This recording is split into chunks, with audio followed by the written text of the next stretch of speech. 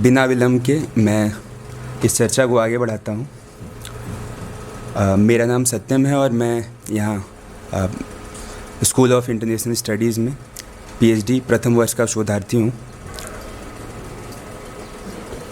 अगर इस लेख का शीर्षक भारतीयता और देशज आधुनिकता की खोज न होता तो निश्चित रूप से वह यह होता कि असली सवाल है कि असली सवाल क्या है।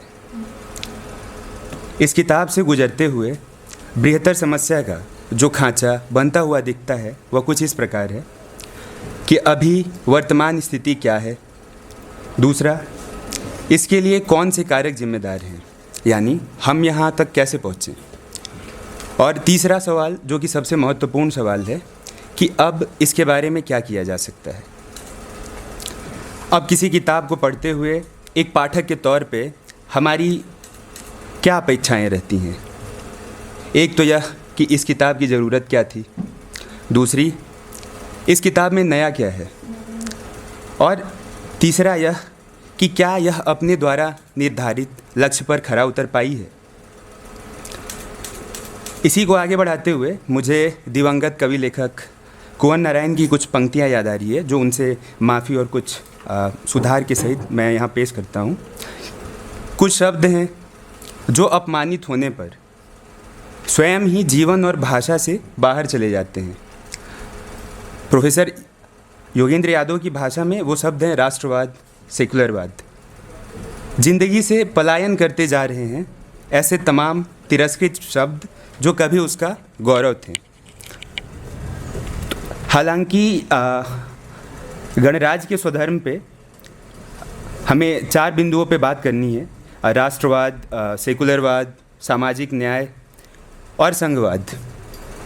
किंतु इसमें से जो सबसे महत्वपूर्ण मुद्दे मुझे लगे राष्ट्रवाद और सेकुलरवाद, उसी पे मैं बात आगे बढ़ाता हूँ।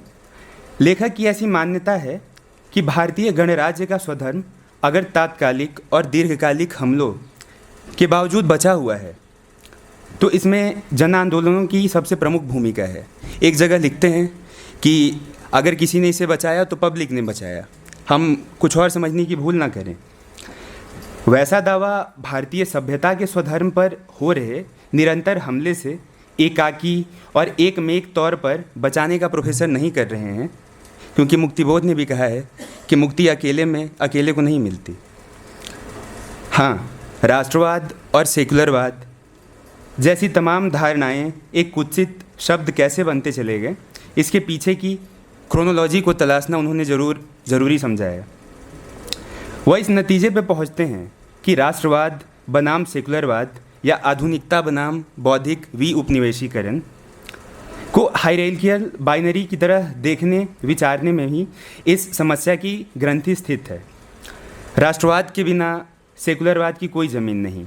और एक जगह लिखते हैं कि देश या तो सेकुलर रहेगा या फिर रहेगा ही नहीं। उदाहरण के लिए गांधी ने धर्म और राजनीति के अंतर संबंध पर कहा था कि जो लोग धर्म को राजनीति से अलग रखना चाहते हैं वे यह नहीं जानते कि धर्म क्या है।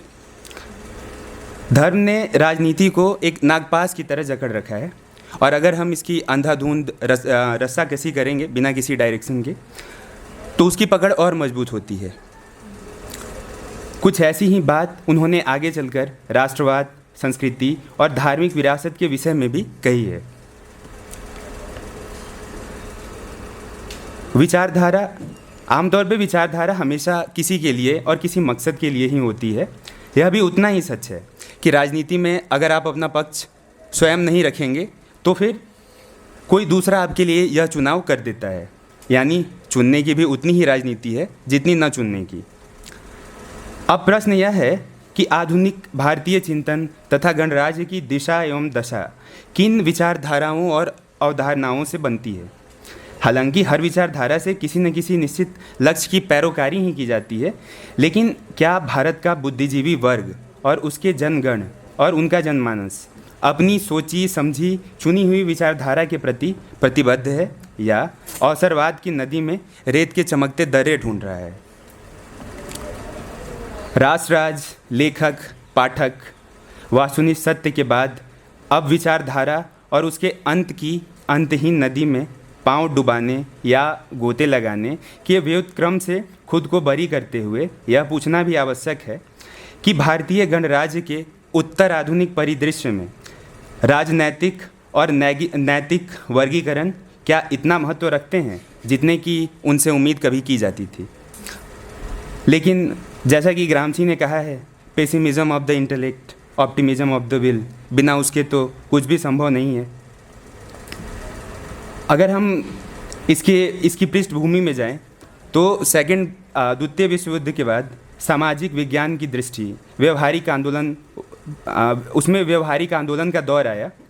यह सामाजिक अध्ययन में भी वैज्ञानिक पैराडिज्म के खोज का समय था। निश्चित ही राजनीति में भी ऐसे उपक्रमों ने जन्म लिया। हम अपने देश में देखें तो भारतीय चिंतन में इससे पहले भी और इसके बाद भी समाजवाद, अम्बेडकरवाद, साम्यवाद, लोहियावाद, जिसे लोग एंटी कांग्रेसिज्म भी कहते हैं, बहुजनवाद, बहुलवादी संप्रदायवाद आदि आदि इसमें प्रमुख थे। अगर गणराज्य की अवधारणा पर हमले हुए तो जन आंदोलन भी हुए, उसे बचाने की कोशिश भी हुई। हमने जैसा आपातकाल के समय में देखा, कई पर्यावरण से जुड़े मुद्दों पे देखा, आरटीआई में देखा, इंडिया अगेंस्ट करप्शन मूवमेंट में देखा और हाल में किसान आंदोलन और नागरिकता संशोधन आंदोलन में देखा। इस दौर में उपयोगितावाद जीवन और अध्ययन दोनों पर भरसक हावी रहा। जो वस्तु विषय व्यवहारिक रूप से समाज के लिए या यूँ कहिए कि चुनाव के लिए महत्वपूर्ण नहीं माने गए, राजनीति से उनके निर्वासन की शुरुआत हुई। मसलन नैतिक मूल्य और उसके विचार वैभव क्षीण पड़ने लगे, व्यवहार विचार पर भारी पड़ने लगा। फिर दौर आया उत्तर व्यवहारवाद का। उसने सामाजिक वैज्ञानिक को उसके सामाजिक दायित्व की याद दिलाई। बिना विचार की राजनीति अंधेरी गोल कोठरी में भटकती फिरती है। जंगल में मोर का नाचना किसी ने नहीं देखा तो कोई बात नहीं, लेकिन सड़क पर कर्तव्य दिखाने पे भी कोई दर्शक न हो, यह तो बड़ी समस्या है। इससे न ही किसी का पेट भरता है न किसी का मन भरता है। लेखक की चिंता क्या काम करती है? विचारधारा का क्या लक्ष्य होता है? क्या दोनों रेखाएं निकट में या भविष्य में कहीं जाकर एक दूसरे से मिल जाती हैं, या फिर तमाम उम्र एक दूसरे के समानांतर ही भ्रमण करती हैं? लिखना अगर विलासिता है तो ऐसा होने से उसके लिए परचिंता, परहित कामना, परकाया प्रवेश आदि आसान हो जाते हैं या मुश्किल। ऐसे में तो यह उपक्रम शाब्दिक कैथारसिस तो प्रदान कर सकता है, लेकिन वह खोखले आनंद की ब्रांडिंग है। उसके नायक शब्दभेदी बाण चलाने में वाणी का और उससे अधिक जन गण मन का ही अत्यधिक नुकसान करते हैं। अगर महाभारत की बात करें तो वहाँ लड़ाई सच और झूठ के बीच नहीं, बल्कि सच और सच के बीच है। यानी रिलेटिविस्ट पोजीशन की बात है, नरेशन ऑफ ट्रूथ की बात है। धर्म भी वहाँ स्वधर्म और आपद धर्म में यदा कदा बटा बटा दिखता है। लेखक अपनी किताब में the death of first republic और death of Indian political theory की घोषणा के बाद की उहापोह में इसने उन्हें यह सोचने पे मजबूर किया कि इसका जिम्मेदार कौन है, किनको देश कभी माफ़ नहीं करेगा। इस गणराज्य को अब तक किसने बचाया और आगे इसका हाल क्या होगा। इस दृष्टि से लेखक का कथन कि सच्ची सांप्रदायिकता से नहीं लड़ सकता झूठा सेकुलरवाद कई मायने में सही है। सेकुलरिज्म एज ए मिसडायरेक्शन करके निवेदिता मेनन ने भी एक किताब लिखी थी जिसके तर्क प्रोफेसर योगेंद्र यादव से मेल खाते हैं। राजीव भार्गव के मुताबिक भी सेकुलरिज्म को टॉलरेंस की तरह देखना एक नकारात्मक किस्म का संकेतवाद है कि मैं चाहूँ तो तुम्हारा बहुत कुछ बिगाड़ सकता हूँ, लेकिन मैं ऐसा कर नहीं रहा। इसके विपरीत जो धर्म संभाव का जो एक भाव है वो निश्चय ही एक दूसरा रास्ता प्रदान करता है। सवाल फिजिबिलिटी और प्रैक्टिकलिटी का भी है। अगर जनमानस में ये बात हजारों सालों से थी तो फिर ऐसा क्या हो गया कि हमने इसे खो दिया। यह सब कुछ विचारधारा बनाम विचारधारा और रचना धर्म बनाम सोशल एक्टिविज्म की बहस लेखक को एक साथ व्यक्ति और सामाजिक प्राणी मानने से इनकार करती है। जैसा कि हम ए.के. रामानुजन के एक लेख में भी देखते हैं कि is there an Indian way of thinking, जिसमें लेखक ये कहता है कि यूनिवर्सलिज्म से ज़्यादा हमारे यहाँ स्पेसिफिटी पे बात है। लेखक इसको ब्रेड पकौड़ा और मुरब्बे वाला मॉडल की शक्ल देता है, जिसे कई लोग मेल्टिंग पॉट फेडरलिज्म का मॉडल कहते हैं। मैल्कम एक्स का कथन है कि अगर आप किसी मूल्य के लिए खड़े नहीं होंगे, डटे नहीं रहेंगे, तो हर चीज़ के लिए गिरते चले जाएंगे। प्रताप भानु मेहता और सुहास पलसीकर जैसे उदारवादी विचारकों के साथ लेखक का वाद विवाद अत्यंत महत्वपूर्ण है, खासकर हु स्टोल माई नेशनलिज्म के विषय पे।